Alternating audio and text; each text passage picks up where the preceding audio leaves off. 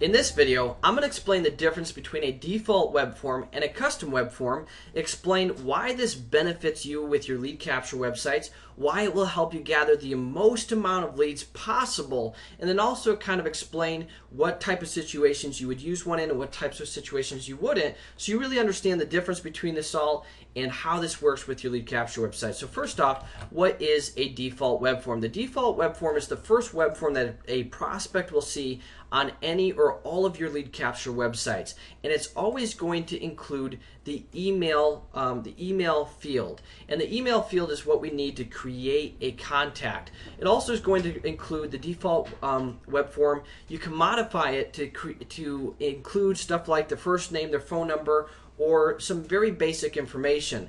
But from a standpoint of getting the maximum amount of conversions from your traffic and what you're going out there and doing to bring in leads, you want to normally convert as many leads as you possibly can from your efforts.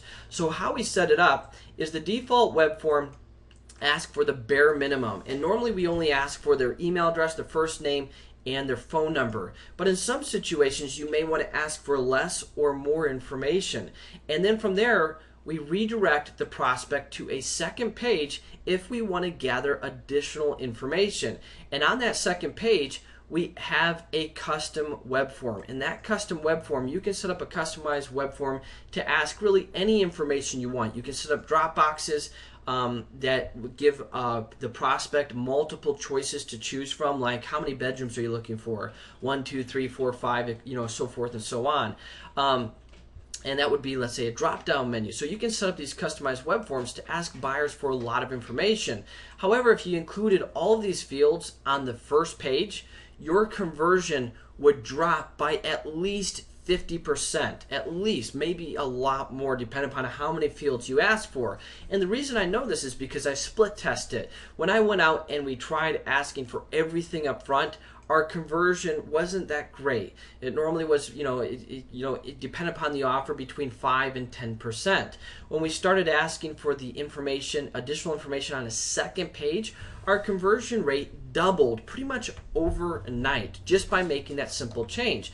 So when you only need to get a little bit of information from a prospect, and you only need their email address, their phone number, and their first name, or even maybe their email address, you can then redirect them straight to a thank you page, or really to any page you want, even your main real estate website if you so chose to, where you want to gather additional information from, let's say, a buyer, and you want to find out what they're looking for. My recommendation is to use the two-step opt-in process and gather that additional information on a customized web form. And I'm not sure if I mentioned this or not yet, but you can never include or ask for this information without first asking for the stuff in the default web format, or at least an email address. That's why by default, every single default web form has to have an email address, because that's what we need to create a contact.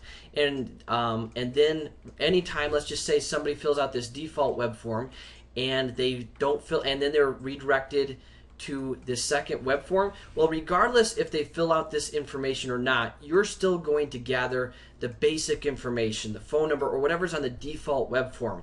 And so that's how that works. And the reason it's set up this way is because every single contact we need an email address for, and this is going to get you the highest conversions possible.